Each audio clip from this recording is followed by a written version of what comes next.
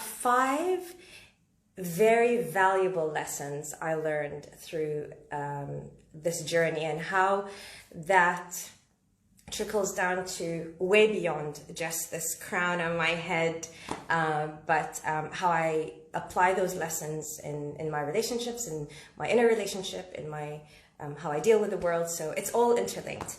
And towards the end of this live, I'll be answering your questions. If you want, and if you have questions, just leave them down in the box, and I'll look at the questions at the end of the live. Okay, towards the end of the live. So, first of all, this is my natural hair. So I was born with beautiful curls. They're not only beautiful because they're curly, but they're also beautiful because they're lighter in color than the average Bahraini, which used to give me a lot of, I used to feel very special. Right now it doesn't look very light because it's there's product and water and it's moisturized, but my hair is it's a light brown. So I was born with that color and that hair texture. And along with my hair journey, I might even refer to my large forehead journey, because they both, it was, my aunt is saying it was golden. That's what people at school used to say. So I was born like that. And as early as 5 years old, I remember my hair constantly braided and tamed. And as early as I can remember at school, I was bullied for my hair.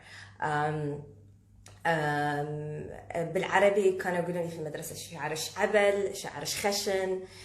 So these are things people used to tell me at school. And this used to be called the Bahrain airport runway, and just very like derogatory and unrespectful terms. And I would be picked on for my hair and for my large forehead, but then the story would expand beyond that, and the bullying would expand beyond that. And that went on for 12 years. For the whole 12 years I was in that specific school, I was bullied for my hair. So my hair was tamed and braided. And then when I turned 11 or 12, my mom and aunt thought it was a very good idea to chemically treat my hair in our garage. So they sat me down and applied really harsh straightening products to my hair. That's to make my mom's life easier, because she always, so the default was my hair had to be blow dried, so that it would be controlled, so that it would look unmessy. So it's a matter of respect and honor to have the hair tamed and controlled and straight. And that was so the hair straightening was harsh. I would say I have really thick hair, and I think half of my hair fell because of that treatment. And I did have it done 2-3 times after that. It was disgusting. The smell is disgusting. The texture was disgusting. It only served one purpose, which is to make it easier for my hair to be blow dried. My memories with home is that my mom would sit me down and for a whole hour and a half would blow dry my hair, and I'm in pain and there's this heat in my head, and I'm sure it wasn't comfortable for her, so she'd snap at me and I'd get emotional, and it was just a disaster. It was an absolute disaster.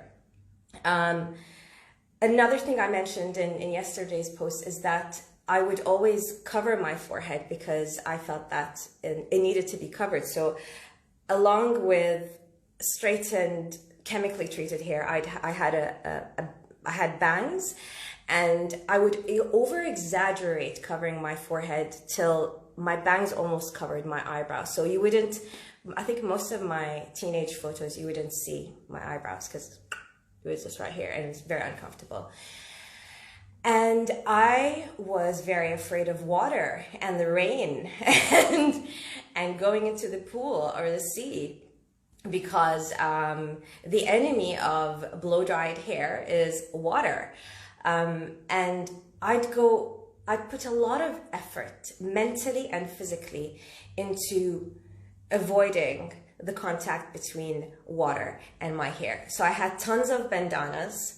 I had tons of creative ways to cover my hair, or just avoid being in water or outdoors altogether. That was really stressful. When I went to university, so I went to uni in Jordan, and when I went to university, I think a year after I was there, my hairdryer fell down, and being a student, I couldn't afford a really good hairdryer. I got a really cheap basic one, and it didn't do the job. It wasn't good. So I learned to start wearing my hair curly when I was at uni, and no one ever picked on me for that when I was there. It was just my hair, you know. I started applying gel. It was the era of hair gel, and I'd put a lot of gel in my hair. I was still trying to control it. If you've ever used gel before, it keeps your hair in place, especially if you use very hard, extra strong gel. That's how I wore my hair for most of uni. And when I graduated and started working, I would think twice before going to work with my hair curly. So I still was sometimes straightening my hair. And I thought that if I wore my hair curly for work, that I would looked at as unprofessional, that people wouldn't take me seriously, and that I wouldn't be worthy of being trusted with work, or I wouldn't be worthy of acknowledgement or promotion or any sort of, you know, recognition for my work. And then I moved out of a very corporate place into a more casual place, and it was just easier to wear my hair curly. And it's just been ever since I grew out of straightening my hair and blow drying it until we reach here. And now I predominantly wear my hair curly most of the time. I only blow dry it once a year. I thought so, and after I blew dry it 2 days ago, I don't think I'll do it again for a very long time because I hated it. I hated it. I felt like I was so not myself. I felt so disconnected from myself, and I just didn't like how it felt on me, let alone how it looked. That was my curly hair journey in general.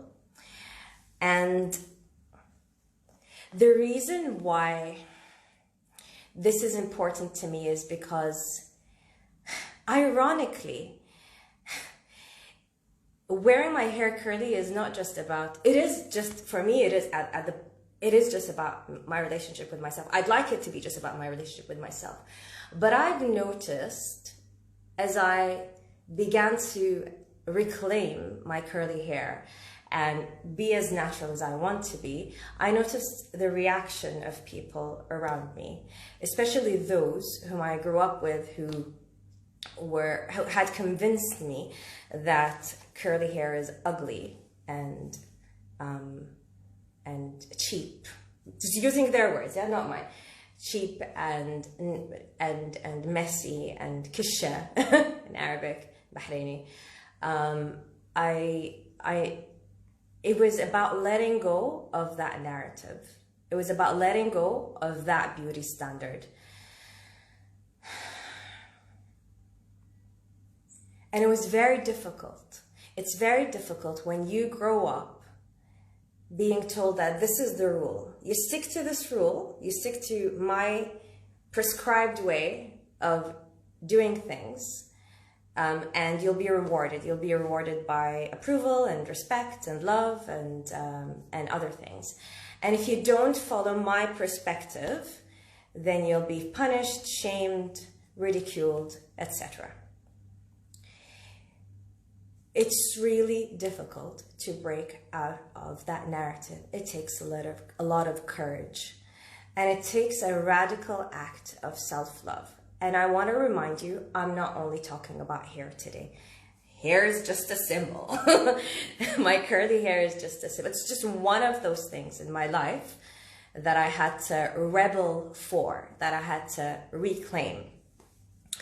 So that was the first lesson, is that this awakening of, wow, those set of ideas and beliefs that specific people try to enforce in me, I don't prescribe to them, and I don't have to prescribe to them.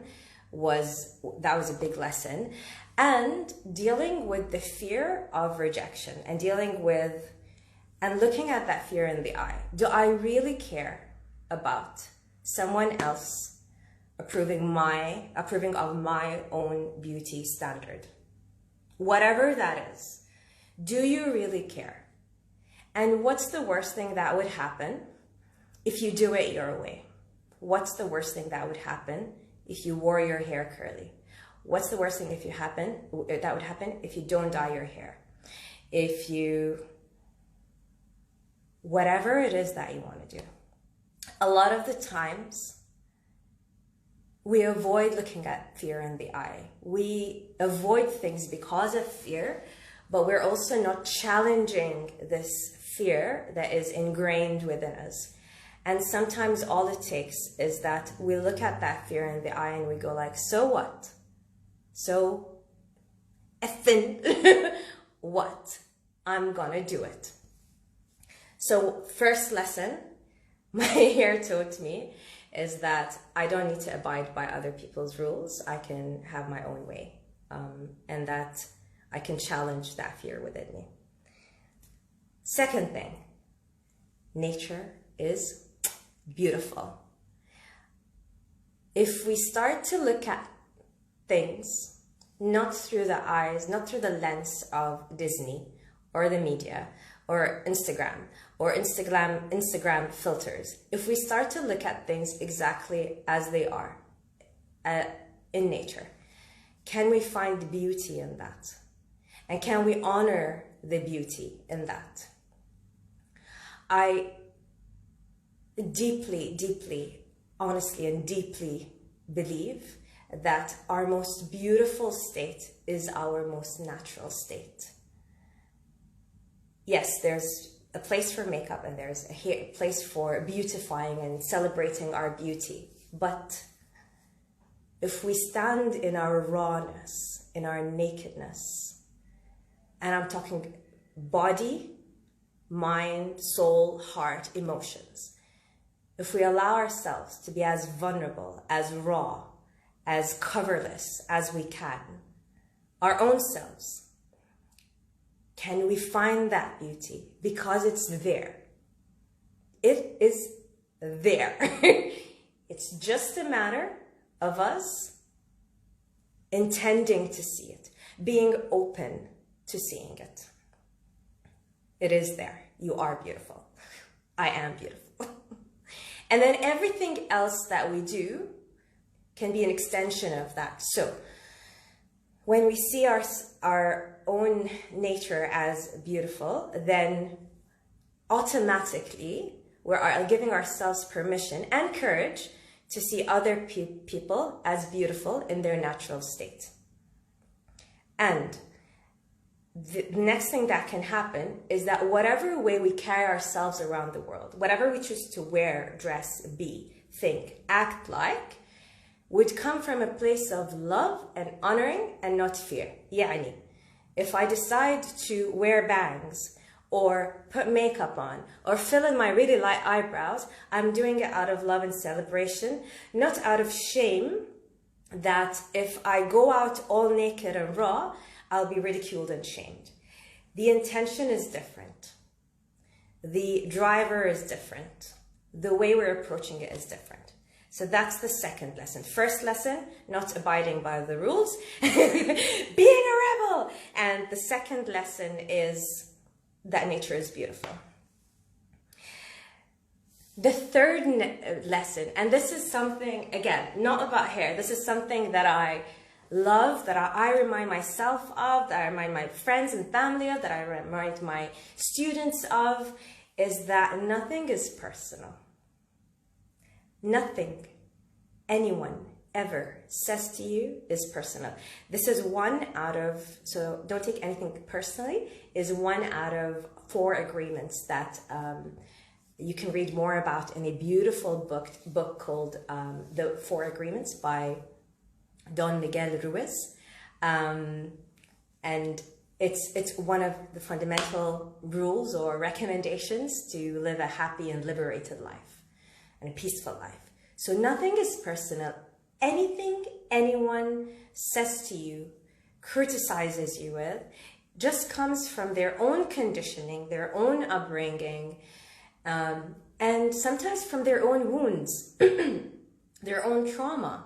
And everything you say and every way you view the world also comes from that, from your own upbringing, from your own wounding, from your own trauma, from your own values and belief systems. Therefore, when someone looks at me and says, this happened on Friday, you look more beautiful now that your hair is blow dried than you did with curly hair, I'm able, because I'm practicing that nothing is personal, I'm able to just witness that comment and let it float and maybe even laugh, because I'm fully aware that that has nothing to do with me, and no one owes me anything.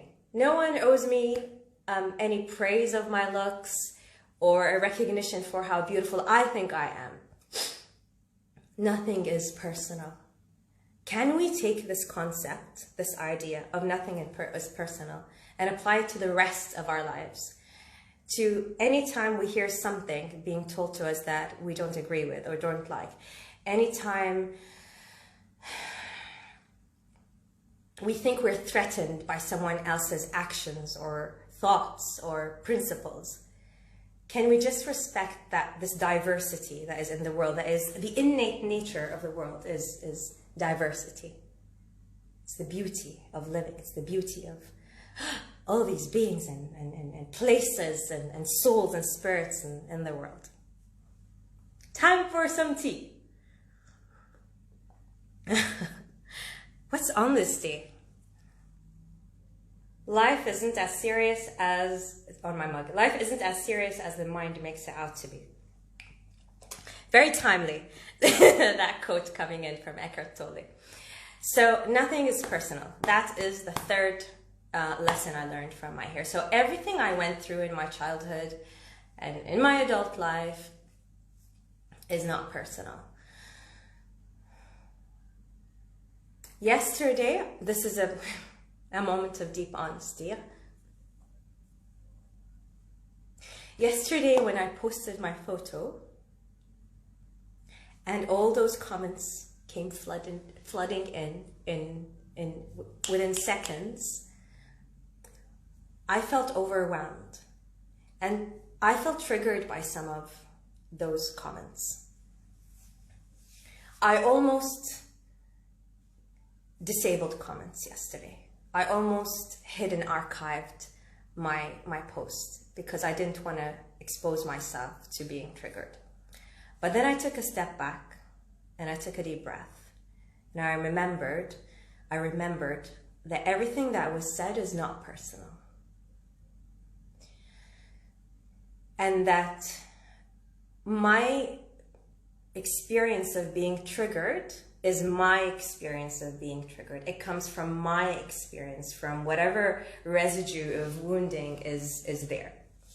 It has nothing to do with people. And being in this position of being here and witnessing, isn't this what we do in meditation? We just witness the thoughts. It was me witnessing those comments, the thoughts that were shared, and and practicing, shout out to my dear friend Shedden, practicing, she's a Vipassana practitioner, practicing equanimity, which is just being equal, neutral about whatever comments are passing in front of me.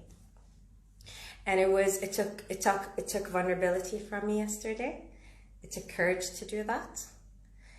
To get a few deep breaths. It took cord cutting and distancing and turning my phone off before I sleep and just putting everything aside. But it was an experience of stepping into my own power, and it was an embodied physical experience of getting over a fear that might still be there. So, lesson number 3. Nothing is personal. I'm referring down to my notes because I forget easily. The 4th lesson is a really, really fun lesson. So, when was that? 10 years back? No, more than 10 years back. I saw a new hairdresser, no, new to me. I was recommended a hairdresser, a really good hairdresser that specialized in curly hair, and I was sent to him by my friends at work. And I went to him, and at the time I still had gel in my hair, and I went to him and he just, to check my hair, he put his fingers in my hair and started shaking and shaking and shaking and pulling and puffing my hair. And all of a sudden I had this crown that was born. And he said, "What do you put in your hair?" And I said, mousse and gel. And he was like, "No, you need cream and you need moisture." And I was like, "But I need to keep my hair under control. I don't want it to get fizzy." And he said, "You have curly hair, you can't control it. You can try, but you can't. If you want to wear your hair curly, let it be out of control." And I stuck with that hairdresser for almost 10 years because he was so good, and I learned a lot of other lessons from him. So I learned with time that this, just like everything else in my body and my life and in the world, is not fully under my control. I learned through allowing my hair to just stand out here and those funny curls to just take whatever shape they want. I allowed myself to be free, to be shaped and morphed into whatever shape I want. And to be vulnerable enough to do that. And my guard started to go down. And it's just, can you take a moment to just, I want to take a moment to just sit with that idea of that I don't need to control this big part in my life, this part that was a source of a lot of pain for me at a certain time. I didn't need to control it anymore. And my lovely, lovely hairdresser, through him, I was given permission to be wild, and to be chaotic. That chaotic. To be chaotic and wild and out of control. And as I did that, I started to feel I was more at ease with myself. I didn't need to go the extra mile to have control over myself. But also, beautifully, people around me, you started to see that beauty as well, which is lovely. So I'm keeping that lesson short. 4th lesson, I don't need to be in control. Mamas, if you're a mother, you know what I mean. I'm not a mother, this is my baby. But if you're a mother or a parent, you know what I mean. My 5th lesson, this is the final lesson before I start talking about, answering your questions. My 5th lesson is celebrating my beauty. Stepping into my feminine, stepping into my holiness and divinity and beauty and utter beauty, and celebrating it in every way I want to every way I can, whenever I wanted to. Walking around feeling like a goddess. Feeling absolutely gorgeous. Talking about my hair. Teaching my little nephew how to do this with sound effects. Now he comes to my hair. Quick story. My nephew once, we're sitting on the couch and just cuddling. And he said, Amula, I let him call me Amula. Amula, why is your hair like this? Someone in his family said, curly hair is ugly. And I said, really? I don't think so. He's 4. I said, I don't think it's ugly. I love my curly hair. It's absolutely beautiful. I love it. I love it. Look what it does. And I put his little fingers on my curl and I went, boing, boing. And now, every now and then, he just comes and rushes and cuddles next to me, and he does that with sound effects. So for me, that's a mini way of celebrating my beauty and having a photo shoot and just talking about this and posting ridiculous Instagram videos of my hair sometimes is my way of celebrating my beauty. The mere act of wearing my hair curly, for me, is celebrating my beauty and owning it. So, in summary, 5 lessons I've learned from my curly hair journey is 1, that nature is absolutely beautiful. 2, I don't need to abide by anyone's rules. And adjacent to that lesson is looking at fear in the eye and challenging the fear that we inherited. 3, nothing is personal. So even after I step into my power, even after I step into myself, that reaction around me, I don't need to take it personally. No hard feelings, no judgment, no aggression, yeah? Just being neutral, equanimous. 4, I don't need to be in control. So surrender. 5, I learned to celebrate my uniqueness. All right, another sip of tea time, and then I answer your questions. Okay. Hair-related questions. So a really beautiful question. The first question I was asked about my hair. By the way, while I answer those questions, if you have any questions you want to ask, you can just keep them down and I'm going to scroll and see them and answer them if I want to. So first question was from a mama of a 4-year-old little girl. And she says her daughter says all these negative things, quoting the mama, all these negative things about her own hair. And she doesn't want it. She doesn't like her hair. And the mom, I think the mama's hair is straight, so she doesn't have first-hand experience with curly hair. So mama's question was, not my mom, that mom. The mom's question was, what would you tell the child in you? And that's a very deep question. Yeah, it's a very, very deep question. So I would, it's a moment of vulnerability again. So if I go back through my imagination and sit in front of my 7, 8, 9-year-old self, I would look at her with a lot of love and compassion, and I would tell her that she is absolutely, deliciously beautiful, and that I love her so much. I love every single part of her. That her features are gorgeous, that her eyes are bright, and her forehead adds even more brightness to her face. And that her textured hair makes her head very interesting, and it gives her a lot of room to be creative and to wear her hair in so many different ways. And trust me, she loves creativity. And I tell her that when people say things to you, it's their own perspective.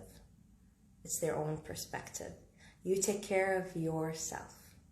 Celebrate yourself. And maybe I'll teach her a few positive affirmations. So that's my current answer to that question. Khoury, I saw your question. I'll come back to it in a bit. I love your comment, absolutely. Okay.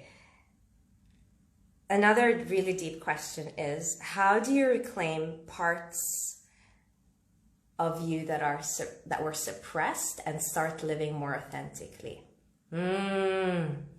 That's a big question. How do you reclaim parts of you that were suppressed and you start living more authentically? I would say, one, set an intention to do that. Set an intention to step into your truth. And decide why you want to do that. Why? What are you fed up with? And what do you want more of? What do you want to manifest? What do you want to see in your landscape, in the landscape of your life? And then realize it's a whole journey. You start somewhere, and then it's a whole journey of challenging all those inherited beliefs, all the stories and narratives that no longer serve you, and asking yourself constantly, what does my authentic self want to do, feel? What does my authentic self want to experience? And then giving ourselves permission to act based on that, to move based on that. This is my very short answer. If you want a longer answer, I didn't plan this, but if you want a longer answer for how to live more authentically, this is the first time I announced this, but in 2 days, all the details will be out. I have a delicious, absolutely delicious 5-day program coming up on the 1st of February. And it's going to be absolutely free, and it's going to be online, so you can log in from anywhere in the world. And it's called Live Your Truth. Details will be announced on Tuesday. And then we can explore this topic more together in that program. Now, that's that. A few quick questions about curly hair routine. I went over time. I wanted to just stick to 30 minutes max, but we are here at 40 minutes, so here we are. But I'll try to wrap this up soon. Okay. Someone asked for my hair routine and a curly hair tutorial. I'm not the expert. And with time, I realized that every hair is different. There's no one way of doing things. So if I share my hair routine, this is why I don't like to share my hair routine much, because it might not work for everyone. So get a good hairdresser, get them to check your hair, or go online and learn more about your hair. One really good resource for me is Najla. Her account is Hierarchy. I'll post it after I post this. She taught me my current hair routine. She saw my hair, checked it, saw my products, and said, this is what you need to do. And your hair routine might change from time to time. But in a nutshell, what I do is I shampoo once a week. I don't use conditioner. I use a mask. I keep it on for a while, rinse it, and then I section my hair, apply leave-in conditioner. And then after leave-in, I apply gel, and then I diffuse it. After it completely dries, I break the gel cast with a few drops of oil and scrunch my hair. And when I sleep, I put a silk scarf around my head. I didn't try the silk pillowcase, but a really, really light silk scarf does the job, and I avoid frizzing from that. So that's in a nutshell. And then what products do I use? Are they natural? I try to use products that are as natural as possible. But then again, what is natural? And then again, we are trying to put a little bit, practice a little bit of control over here. and it's very difficult to find absolutely organic, super clean stuff, but I try. It depends what your natural standards are. Did I try to make my own products? I tried. The only thing that worked for me for a while was flax gel, but I hated it. So pass. These are the questions that were asked before. Let me see here. So, let's see. Abu Khoury, a friend of mine, who's male, is saying, men have body image issues as much as women. Absolutely. Why do you think they don't talk about them? Maybe you should answer that. I don't know. Maybe because there's just simply more pressure on women to look a certain way. There's a narrative of women have to look pretty to please men, which is absolute bullshit. But maybe this is an extension of that. And maybe there's this inherited, ugly, false belief that I don't even want to say those words. Listen, it's sexism. That's why men don't talk about body images so much. But maybe my friend says because we're weak. No, you're not weak. We're all part of this global culture, and there's sexism, and there are really unhealthy beliefs that we have inherited from centuries and centuries of oppression of not just women, but human beings. So where do we start? We start with ourselves. As men, if you want to have a conversation about body image, do it. Do it. You do it. Do it with yourself. Do it with your partner. Do it with a friend. Do it with your family. Guys, don't wait for anyone else. You're the guys. Start that conversation. Sah? Someone says, Siham says, I had that conversation with my 10-year-old about her hair because she was crying. Cool. It is heartbreaking seeing little girls. It's not just the hair these days. It is heartbreaking seeing girls being shamed so much for parts of their bodies that are completely natural. It is our responsibility. We are here, we're having this conversation. You're listening to me talking. Each one of us contributes in our own way to the liberation of ourselves and each other. Again, for the 10th millionth time in this call, in this live, I'm used to doing Zoom calls. In this live, this is not just about hair. This is about our relationship with ourselves, our relationship with our bodies, our relationship with our emotions, our minds, our beliefs, and the people around us. So since we have enough awareness to have this conversation amongst ourselves, we can continue to have that awareness and grow it, and let it inspire you to have change within your life. And sometimes that's all we need to do. Just take care of ourselves. And then if everyone takes care of themselves, then the world will be a better place. All right, guys, that's all I have for today. I stayed longer than I intended to, but I'm sure that it's as long as this topic needed. There's no time wasted whatsoever being in this space. Be nice to yourself. Be nice to your body. Be nice to your face. And be nice to the people around you. And be nice to the planet. Be kind, be nice, be compassionate. Continue to do that. And if you slip, it's okay. You'll learn and you'll fix your ways. I love you so much. Thank you for being here. Thank you for joining me in the space. And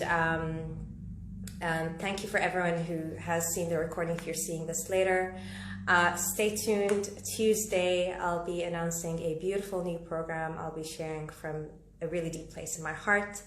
I love you and I send you off with love. Have a beautiful rest of your day. Ciao.